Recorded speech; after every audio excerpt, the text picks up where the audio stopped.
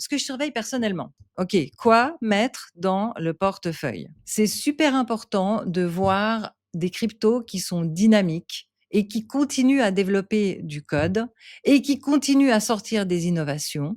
Pourquoi? Parce que ça fait des effets d'annonce qui vont faire monter le prix dans le futur. Une crypto qui a déjà tout développé n'aura pas d'effet d'annonce pour faire monter le prix dans le futur, ou en tout cas beaucoup moins. Donc, le développement technologique et les innovations, c'est un indicateur crucial de la vitalité. Regardez sur GitHub, hein. Vous allez sur CoinGecko, voilà. Vous prenez une crypto, qu'est-ce qu'on va dire? Allez, le BNB au bol. Voilà. Et vous avez ici le GitHub. Vous allez sur le GitHub et vous voyez ce qu'ils sont en train de développer ces temps-ci. Et c'est pour vous dire, oh, c'est facile de trouver le GitHub du projet. Voilà. Et puis, allez regarder les effets d'annonce. Premier réflexe, regardez quel est le message épinglé sur Twitter.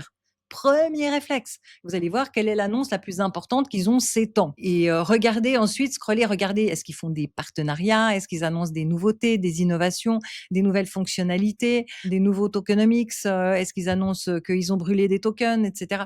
Donc, allez voir le GitHub et les annonces. Ensuite, ce que je surveille, c'est l'évolution des narratifs.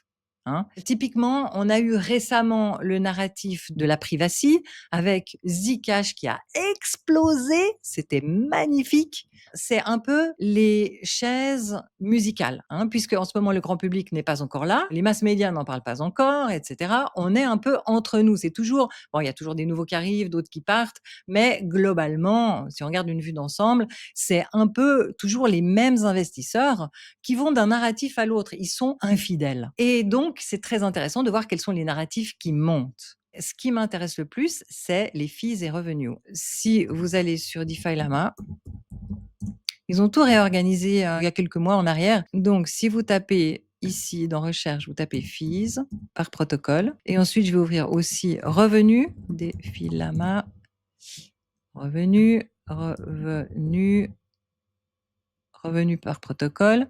Et là, on voit ceux qui ont le plus de fees. Alors moi, je mets toujours fees sur 30 jours pour éviter les effets très court terme qui ne seraient pas durables, hein, parce que je ne fais pas du trading intraday avec 50 transactions par jour. Non, moi, je fais de l'investissement.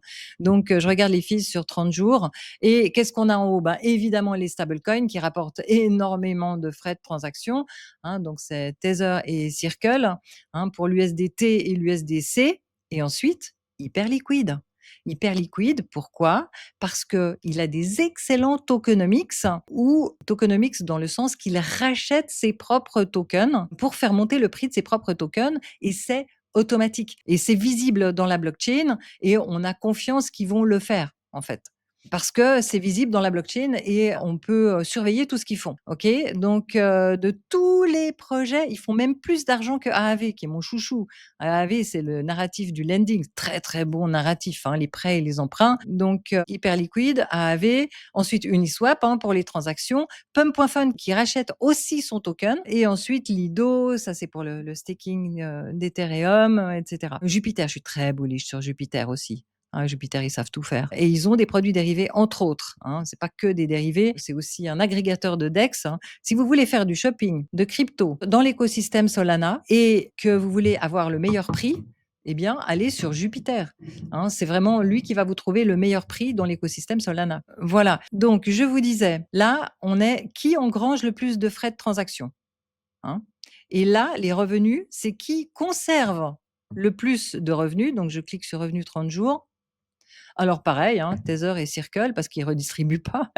Et ensuite, hyper liquide, qu'est-ce qu'on a? Pump, ça ressemble à tout à l'heure. Hein. Tron, ils ont énormément de revenus parce que il y a beaucoup de gens qui font transiter les USDT sur Tron pour les envoyer d'un endroit à un autre. Donc du coup, ça leur fait des jolis revenus. Jupiter, de nouveau, qui a des très beaux revenus. Pourquoi c'est intéressant qu'ils aient des revenus? Parce que ça donne plus de valeur aux jetons comme par exemple le JUP pour Jupiter, parce que généralement, ce sont des jetons qui ont une capacité de faire des votes de gouvernance.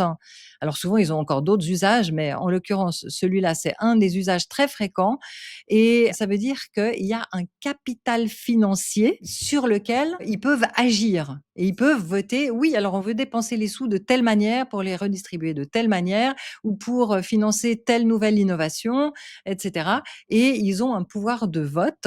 Et si par exemple, ils sont actifs dans telle pool de liquidité, ben, ils ont intérêt à ce qu'il y ait plus de revenus qui soient redistribués dans cette pool de liquidité. Et donc, les gros comptes apprécient d'avoir un pouvoir de vote. Donc, nous disions, l'évolution des narratifs, les narratifs qui montent, fees et revenus, c'est crucial. Les projets qui rachètent leurs propres tokens, je l'ai cité, comme par exemple Hyperliquid. Il y en a plein maintenant qui se lancent avec le même fonctionnement de racheter ses propres tokens. Et c'est quelque chose qui se fait depuis super longtemps dans les actions en bourse. C'est un standard. Ceux qui montent le plus, les gros, là, ils rachètent des tonnes d'actions de leurs propres actions avec leurs bénéfices pour faire monter le prix des actions. Et là, ça commence à arriver dans les cryptos, mais c'est un fonctionnement qui a fait ses preuves. Voilà. Donc, on va dire actuellement, les fees et les revenus et ceux qui rachètent leurs propres tokens, ce sont les narratifs qui marchent le mieux en ce moment.